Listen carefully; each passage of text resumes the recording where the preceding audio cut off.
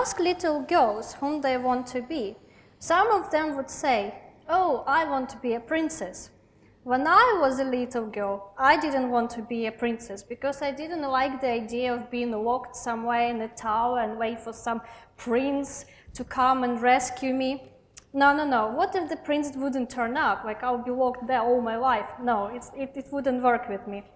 No. I wanted to be in control of my life. I wanted to be a witch. I wanted to have a magical power, so you could, I don't know, just wave your hand and you could turn the light on, or maybe you snap your fingers and your house get tidy, which is amazing. I thought this is what I wanted. And how disappointed I was when I get to the age of 11 and I didn't receive a letter from Hogwarts. So I had to get over that, get on with my muggle life, finish school, go to university, get my Ruby job, work there for a few years, and only later find out about Elixir, and then nerves, and Phoenix. That's the moment I thought, finally I have the power I dreamed about when I was a kid. I'm not a witch, but I'm an elixirist. With Phoenix channels, I can build fun multiplayer games. With nerves, I can build my cleaning robot or my smart house. I've got the power, I just need to learn how to use it. So, how Elixir got me? Well, when I started to look at functional programming concepts, I can understand them much better than object-oriented concepts, because I could relate to them better. When I was at university studying electronic engineering, my favorite subject was Boolean Algebra. Boolean Algebra was introduced by a self-taught mathematician, George Boole, in his book, The Mathematical Analysis of Logic, and then in Investigation of the Laws of Thought.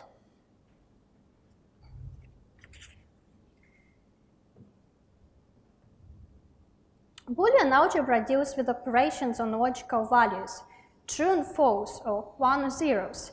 The main operation of Boolean algebra are conjunction, disjunction, and negation. Boolean algebra has been fundamental in the development of digital electronics and is provided for all modern programming languages. It's also used in set theory and statistics. There are 7 operations in Boolean algebra. 3 of them fundamental: or, not, and and. We can build Boolean logic out of transistors.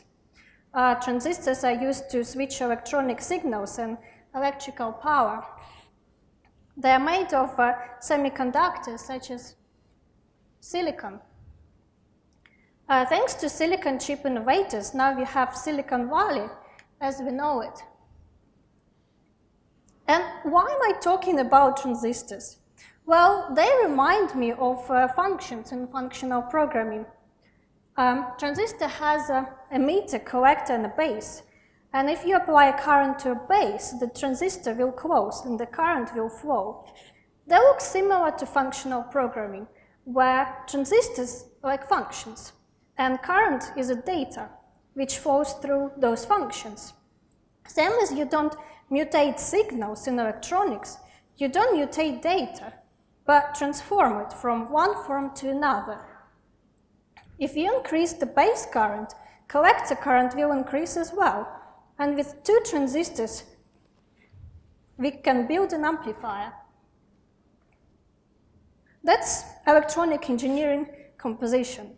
Transistors are also used in Boolean algebra to manipulate logic gates. They're called gates because they control the path of the current. They're examples of using composition to build different elements. Let's look at operation NOT.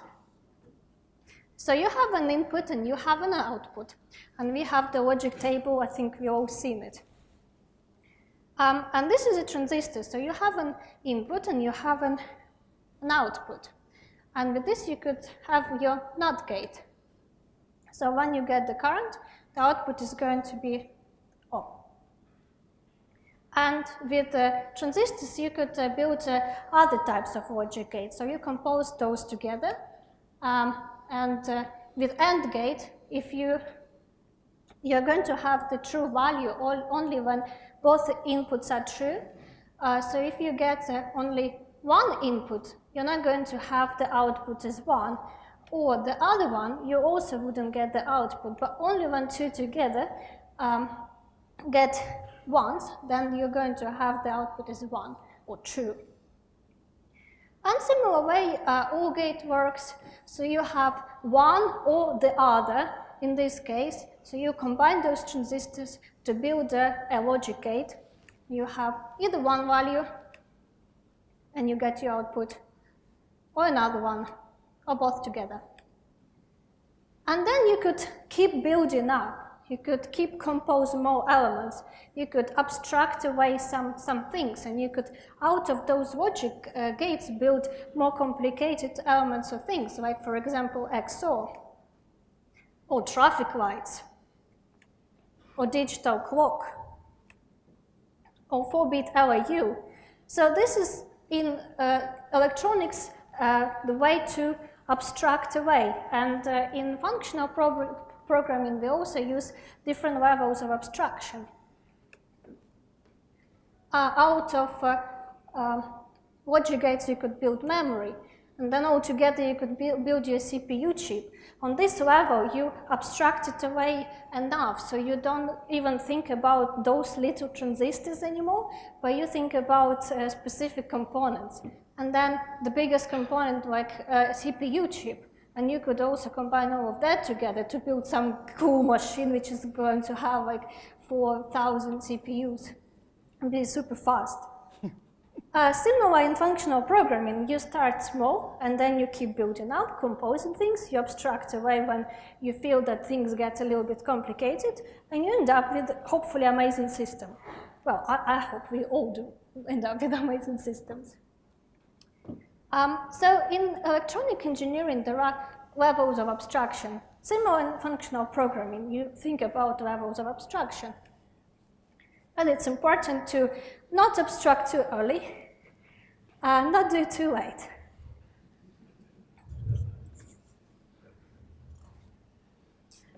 So relating electronic engineering is something I've learned at university. I've seen that it works, and you could build something physical, and it works. Then finding the functional programming and learning about its concepts, this is what hooked me in. It started with Elixir nice syntax, but then looking at functional programming concepts, then getting into an amazing community. So that's it. I think I'm staying in this place for a while. And if you want to learn about LAUs and crazy things, you could follow this URL. And it's just quite fun thing to do. And now, Keith, over to you. Thank you.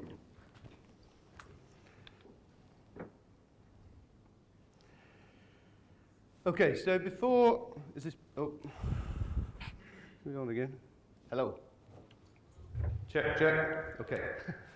So before I talk about Elixir, I want to talk to you about the power of one little word. Let me start at the beginning. So back in 2009, I felt a familiar disillusionment with software industry. Ruby had been the fourth language that I'd learned, and this was just before the Rails bubble. So none of my friends were using Ruby. In fact, there wasn't even the booming, well-paid job market back then. Hardly anyone I knew had heard of it, and getting hired to work was tough. So while I was away on holiday, kite surfing in Brazil, I read this book. Has anyone read it? It's called Yes Man by Danny Wallace. So having just read the book and seeking a bit of a change in my life, I returned to the UK, and on the flight on the way home, I saw an advert in the In-Flight magazine for an open day at a sailing club. And within 6 months, I'd packed up my bags and moved onto a boat to start training. So I followed my heart and said yes, and ended up sailing for 6 years while José was creating a language. and the last two were in the Caribbean, which was nice. But even 1,000 miles of water couldn't keep me away from technology. When you're crossing an ocean, boats are actually jam-packed full of really exciting and interesting technology. When you're crossing an ocean, getting up-to-date weather is vitally important. Many people don't realise that mobile phones simply don't work once you're 10 miles offshore. So in order to get access to the latest weather information, you have two options. You either have hugely expensive satellite communication, or you can use something called SSB radio, which propagates using high-frequency radio waves. So does anyone know what this is? Has anyone ever seen one of these? Huh? It's called a weather fax, and I downloaded it in the middle of the Atlantic using my laptop, a little radio that I'd bought, and a custom aerial that a coax lead that I'd hung up the mast. It's quite a dark art. It's literally drawn line by line coming through the radio, and you've got to get the tuning just right to get a clear picture. There's nothing quite satisfying as seeing an image actually come through the radio, through your laptop when you're in the middle of the Atlantic, in the middle of the night, getting that weather. So when I came back in 2015, this is me programming, by the way. When I returned to Ruby, I was already a huge fan of José and his amazing work in Ruby. I'd read his books and he'd been a great source of inspiration. Over the years, I'd often read his code and wished that I could write code like that. And of course, Dave Thomas and Prag Prog, reading The Pragmatic Programmer, was one of the iconic books that really resonated with me. The reinforcement of the Unix philosophy, do one thing and do it well, began my love affair with Prag Prog. So in truth, when I returned from sailing, it was only a matter of time before I would cross paths with Elixir. A friend of mine, Vency, was kind enough to run some Elixir workshops at the company that I was working. And then I met Phoenix and the real-time channels, and this was really the hook that kept me going. I'd worked for 6 or 7 years building interactive websites and games using Flash, and the one thing that was really hard, always really hard, was to do multiplayer. I'd used Java, C++, PHP, Python, Perl, all sorts. But it was always difficult. It was hard to do. And then suddenly here with Phoenix, with the sheer simplicity of bootstrapping like Rails and the raw power of Erlang, I was able to build multiplayer games that were fun to play. And that was really the hook that got me excited and got me passionate. It was enough to keep me motivated, to keep me really interested and give me the desire, was the hook to build something that I was passionate about. I'd read Dave's book in one night thanks to a guy snoring on a train. And then I'd watched all the videos online from the recent conference in Poland. So I was really, when I got an email in my inbox saying ElixirConf, and my heart jumped. I was really excited. The company that I was working for, they weren't too interested in new technology at the time. They'd been burnt by Angular over the past few years, so they really weren't interested in new technology. So I knew that I'd need to fund it myself. So I was wondering where in Europe would this new conference be? So I opened the email, and oh my God, it was in the States. So it took me a little while to consider it. I discussed it with Tanya. So I need to take unpaid leave, I'd need flights, accommodation, the conference ticket, and then because I was contracting, I'm losing money while I'm not working. So it's going to be a much bigger investment than I really first thought. But it didn't take me long before the yes streams that had taken me 33,000 miles around the world to surface again. So that was it. Leaving a very jealous Tanya and Vency in my wake, I flew off to Austin, Texas. On the way, I was desperately working on my little project, Elixir Letters. It was a little multiplayer fridge magnet game. And on the flight there, I was desperately working. Hopefully, I could get it working, and if I can bring myself to fight my incredible fear of public speaking, I might even show it off. So it's now 1.5 years since that time, and I now work half my week contracting in Elixir, and half my week patiently waiting to transition from Ruby to Elixir. So what I want to leave in your minds today is the power of the one little word, the power of yes. So Elixir is about saying yes. José said yes when he made that first commit. Dave Thomas said yes when he first started writing that book. Chris McCord said yes when he made that first commit. Frank said yes when he made his first commit. Justin, actually, sorry. And of course, Eric said yes when he started Hex. And you notice it was called Xplex back then. And of course, José had to say yes twice. So many of you have said yes when you started your project, or submitted a talk, or started a meetup, or created a workshop. Yes is the reason you're all here today. Yes is the reason we're all here today. What I really want you to take away from this is the confidence to say yes to Elixir.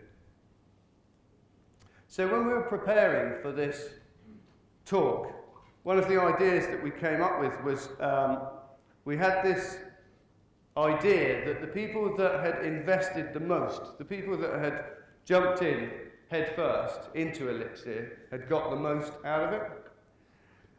So we decided to create a survey to try and ask the people that we could find who had clearly invested the most, to find out 3 things really. What was life like before they met Elixir? What was life like when they did meet Elixir? And then what is life like now, having met Elixir? Do you want to? So what we've done is gathered some of the quotes. So we got loads of feedback from all these people, and we've gathered some of those quotes here today, so we can share with you some of them. So this is life before Elixir. Failed compilation.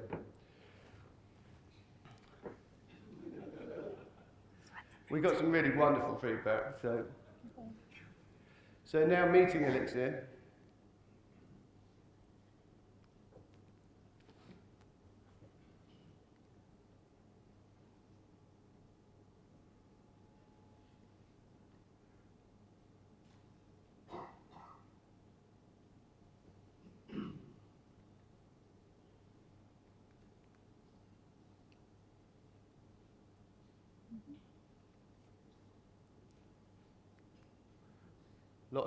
We got a lot of those. Lots of aha moments. Next.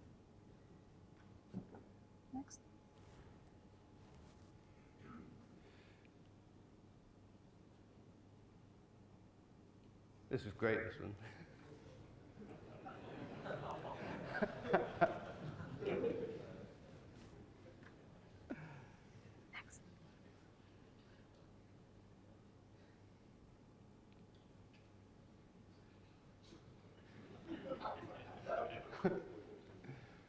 Okay, so now life with Elixir. So we gathered a lot of those, put them in a nice word cloud, which we thought was quite fun. Ooh. So a lot of the words that we got from people were passionate, expressive words, love and wow. You're all great. This is you lot.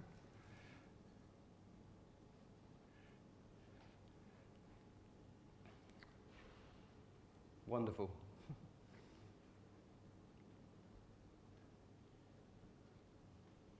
There we go, passion. And interesting people. That's you again.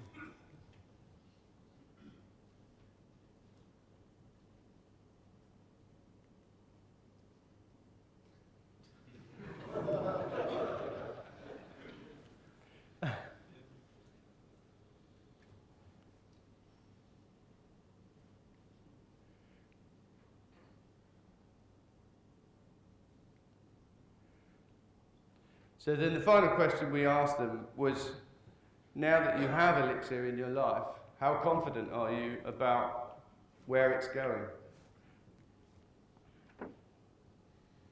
And to be honest, all of the answers were confident. You know, everybody that has jumped in headfirst felt strongly passionate that the growth of the community and the strength within it means that we have a bright future ahead of us.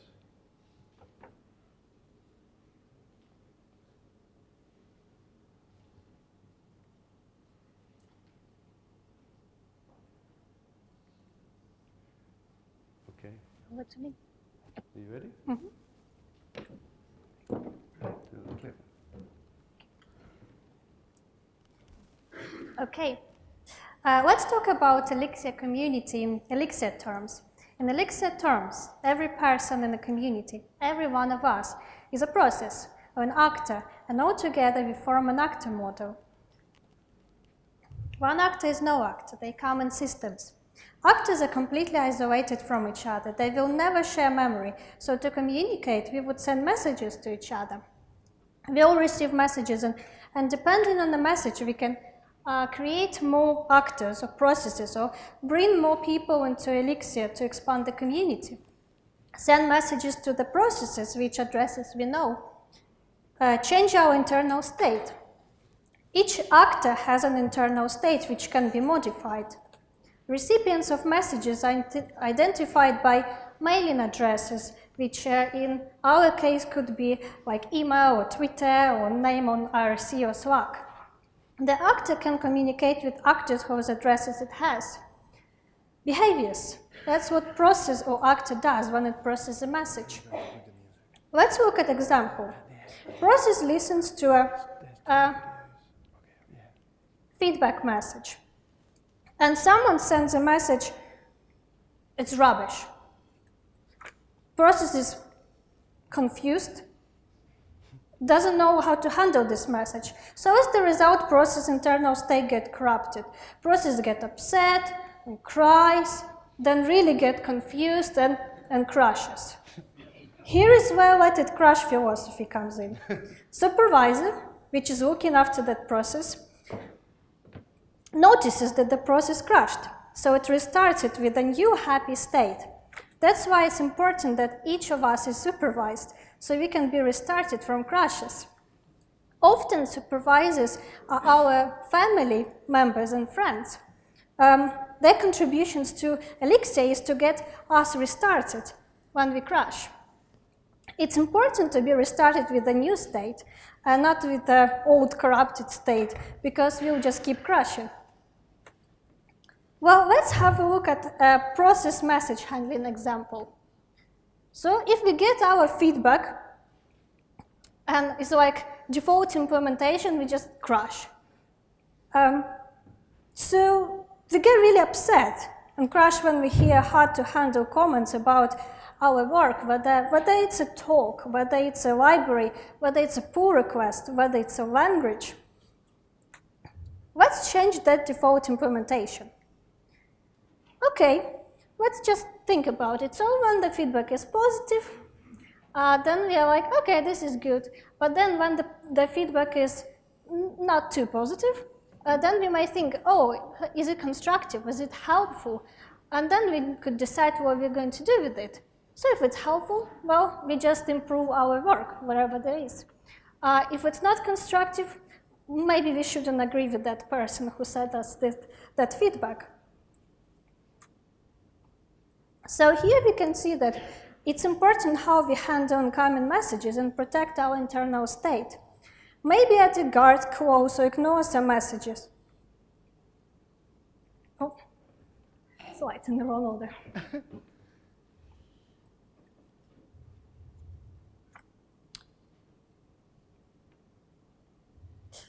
So it's up to us to decide to which process, how to handle the messages. No one could tell us how to handle particular messages. So let's have a look at some particular example. Let's take an example of process José. If you try to send him a message, eat vegetables, well, he's not going to do it because he doesn't like vegetables. So I think that his implementation may look like that, and he may handle a message like that. But if you send the same message to Ben Marks, who is vegetarian, then he may handle it differently.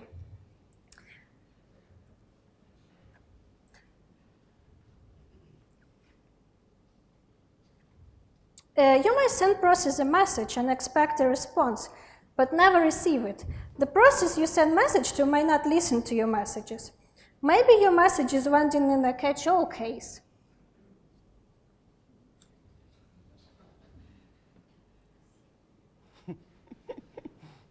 There is also a case. When you send a message but process takes too long to handle it, it's probably because that process mailbox has a lot of messages to handle before it gets to your message. Each actor can process one message at a time, so if you have 3 tasks, you better send 3 messages to 3 different people, so your job gets done faster. Well, let's talk about scalability. Elixir is great at scaling up. Processes can talk across the nodes. So, process in England can send easily messages to a process in the United States. There are some timing issues in real life, so you may need to wait a little for the process on a different node to wake up and handle your message, but it's only in real life. We humans need to sleep. As processes on a beam don't need to sleep and always ready to handle messages, we don't have to wait. Okay, how it all started? Well, it all started on January 9 in the year 2011 with José. He is our init process. He is the one to spawn other processes, which include Elixir core team members. Spawn processes keep spawning new processes, which includes all of us, people in the Elixir community. What messages are we listening to? Well, Elixir core team members seem to handle well messages like, oh, how can I make it better? How can I make it faster? How can I make it more reliable? And of course, oh, help, I'm stuck. Phoenix and Nerve's core team members also listening to those messages, but act on Phoenix and Nerve's repos. As well as sending a message to process which address you know, you could also publish messages using Elixir pub subsystem. Let's talk about it. So let's say you want to send a message to everyone who wants to listen to it, but you don't know the addresses. So what do you do then? Well, you publish your message with a given topic to a pub sub. In Twitter, you use hashtag myElixirStatus to send messages. Who will receive them? Well, everyone who is subscribed to the topic. Elixir Radio works the same. And even conference talks using the same idea. So you have speakers who publish all their messages to ElixirConf 2017 with their topic. Other processes may choose to subscribe to that topic or talk by attending the talk. We are choosing what to do with the messages coming in through the talk. We could throw it away, we could handle it, we could write by, writing a note or something. We could think of a new idea, get inspired, and think how we could change something in our project. As you're aware, Elixir community is growing. Number of topics to which you can subscribe is increasing. Number of processes in Elixir system is growing. It's great that Elixir is good at scaling up, and so far it's been quite reliable. To have strong, reliable system, it's important to look after each process in the system, no matter how important his job is. Each process is important and every contribution matters. All of us have different talents, and combining all of them together makes it a great system, great community. So I think so far we did a great job. Just carry on like that, and remember that every process matters, and if the process gets into corrupted state, we just need to restart it. So, when I was a kid, I learned to play the piano, and each year a teacher would select one piece we'd need to play in front of an audience for our final exam. Week after week, we'd practice until the end of term, when we would have a final performance. There would be parts you could play just naturally, and there would always be one tough part, one section, that no matter how many times you practice, you stumble. And the more you practice, the more you become aware that this is your nemesis. So this part of the talk, for me, is one of those moments. I tried many times to explain what was in my head to Tanya, only to get a blank, confused look back. Let's hope today the music flows.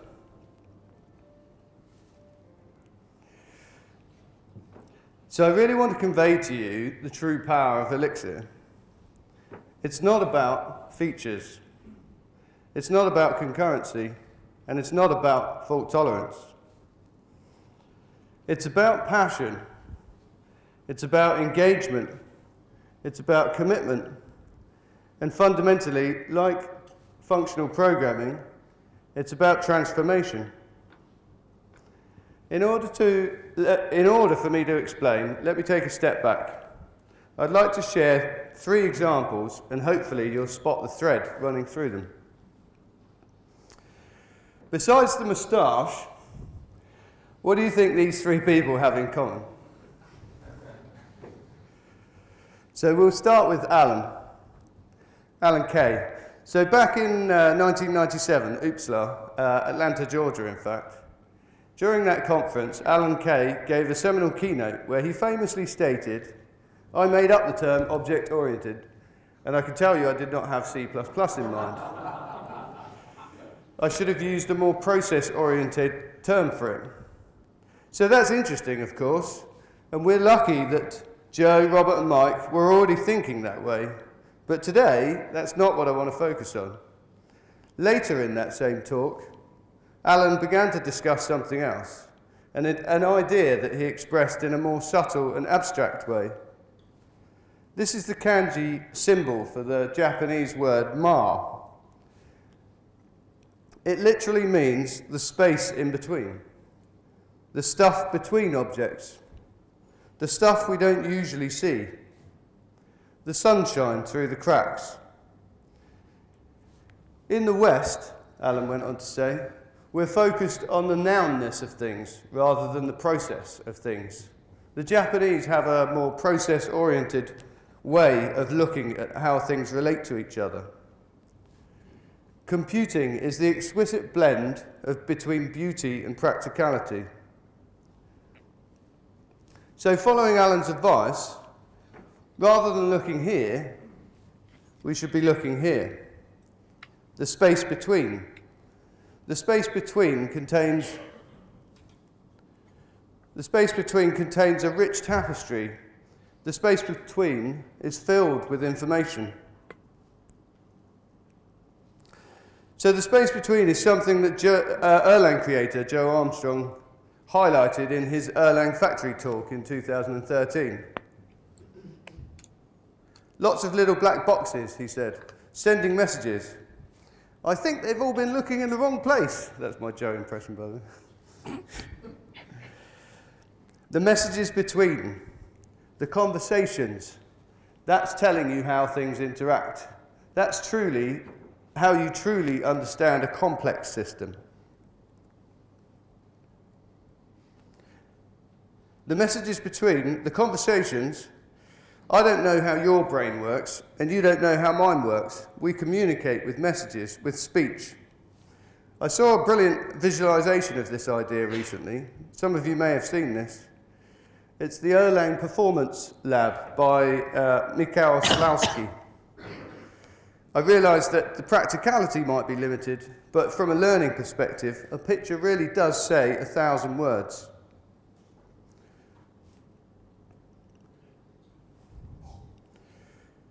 So before we move on to our last example, I just want to take a quick look at some examples from nature where it highlights the space in between.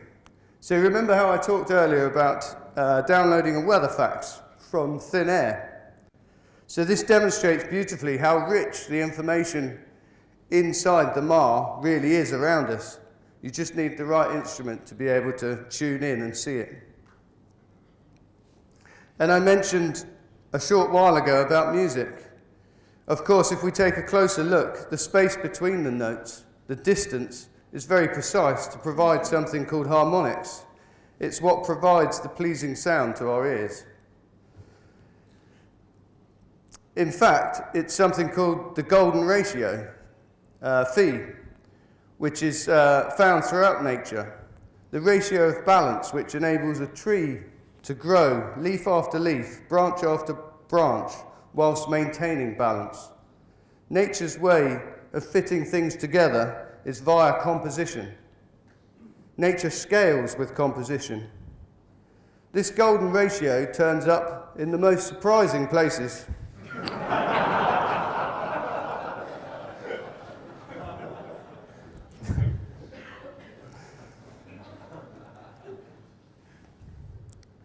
So this helps us lead to the realization that there's really something quite valuable to be gained by looking not at the objects, but the place between the objects, the ma.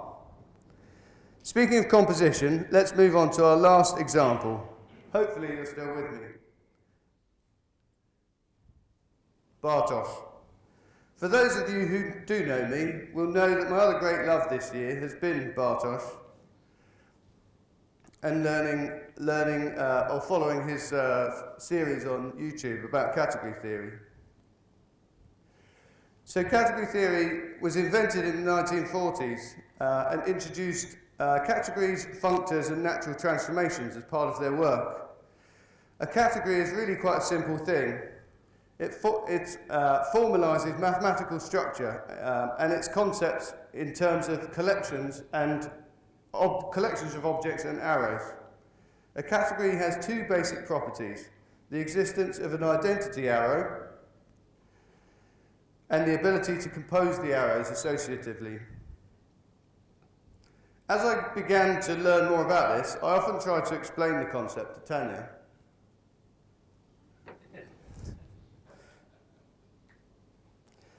So, put simply, we have a bunch of objects in one category, a bunch of objects in another category, and some arrows between them. As a simple way to understand this, let's take a look at the category of Haskell, where functions are the morphisms between. They provide a way to transform objects from one type to another. So here we have a category string, a category int, and a category Boolean. And the functions allow us to transform the objects from one category to the next. So let's take a look at another category, the category of programmers,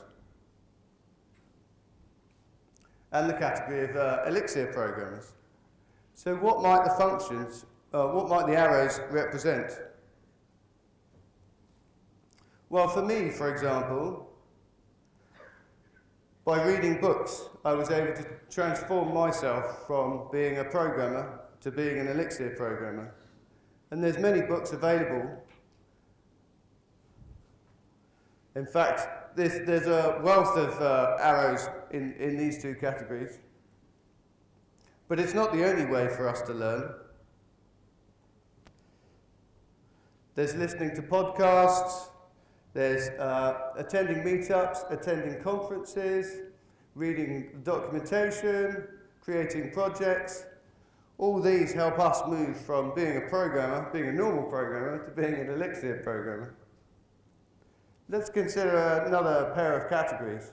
Let's take Elixir programmers and professional Elixir programmers. So this one's a little bit harder, really. From my mind, the only way to move from one category to another is either get hired or start a company. Can you think of any other ways to move from one of those categories to the other one? Perhaps there's actually an opportunity here for us to explore. So finally, before we wrap up, let's look at one other pair of categories.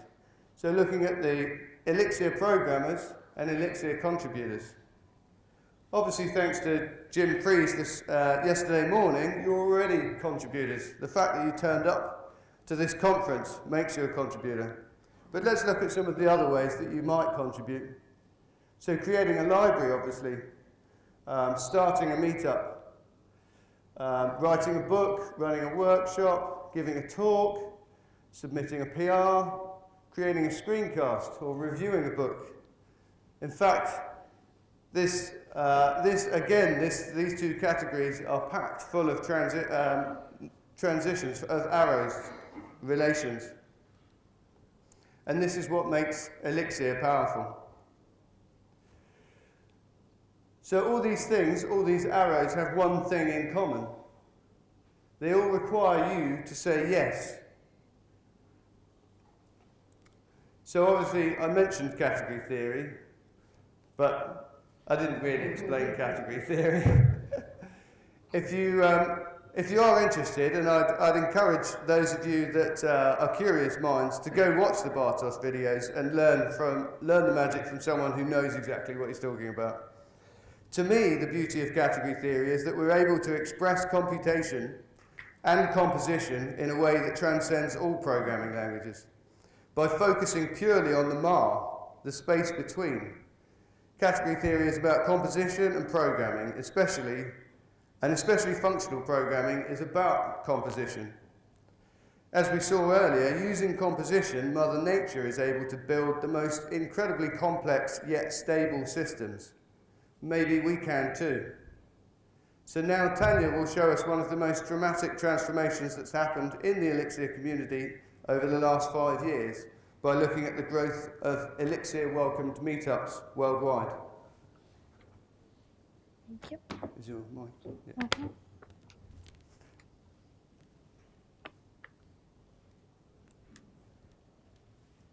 January 2011, first commit to Elixir. Everyone in Elixir San Francisco, Sydney Everyone User Group, and many more Everyone meetups welcome to Elixir. Thank you, friendly Everyone people, for sharing the beam and meetups. Hope you feel appreciated for your friendliness. Year 2012, 5 Everyone meetups welcome to Elixir. And in the year 2013, we have first Elixir meetup, registered on meetup.com. By the end of the year 2013, Elixir is welcome in United States, Europe, Israel, Indonesia, and Australia.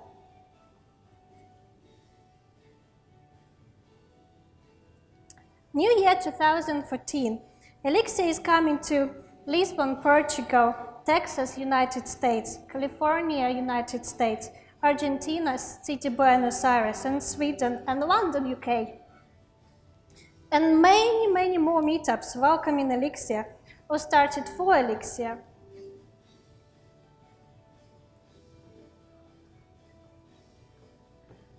And Elixir go to Philippines. And just at the end of the year 2014, Elixir go to Thailand.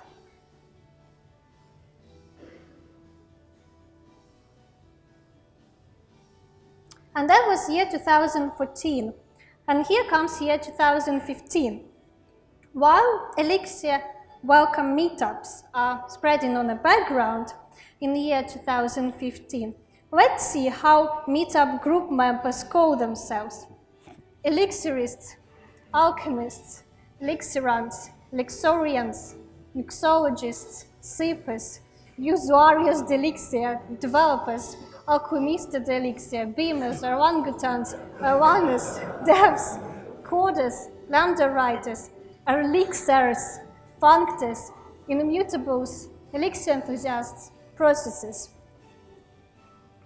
Okay, 2015 almost went by. More Elixir-friendly meetups started. Let's have a look at some numbers. In 2012, we have 4 meetups. In 2013, we have 15. In 2015, we have 24. And in 2015, we have 54. By the year, our total so far 97. By the year 2016, Elixir is welcomed broadly in the world. Europe and US getting full of meetups. While new meetups being created, let's check our geography knowledge and see if we can locate all the meetups on the map. So Elixir is in Argentina, in Brazil, in Porto Alegre, Rio de Janeiro, and Sao Paulo.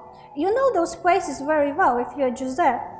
Sao Paulo is where José got his electronic engineering degree, which is so helpful when you create a language, which is used in embedded world, so you could talk to Justin and Frank about nerves.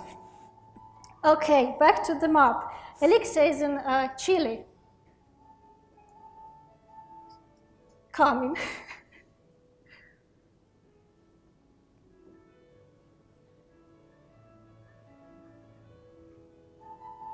There you go. In Mexico, in United States, in Vancouver, Canada, Toronto, Canada, Lords in Europe, Tel Aviv, Israel, India, Bangkok, Thailand, Indonesia, Jakarta, Philippines, City Manila, South Africa, Montevideo, Uruguay, Medellin, Colombia.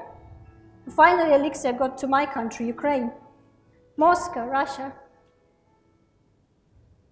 Shanghai, China, Seoul, South Korea, and Tokyo, Japan, Singapore, Australia, and New Zealand.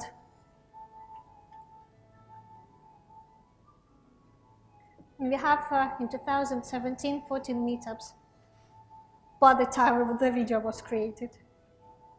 And in total, 197.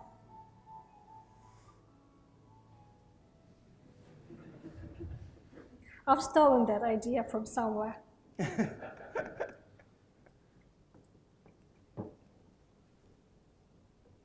And to summarize what we talked about. Yes, so the power of yes, use it in your lives and believe it. If you, it really can transform your life if you just think, you know, can I say yes to this, and you could really, you know, change your life. And obviously that feeds into transformations.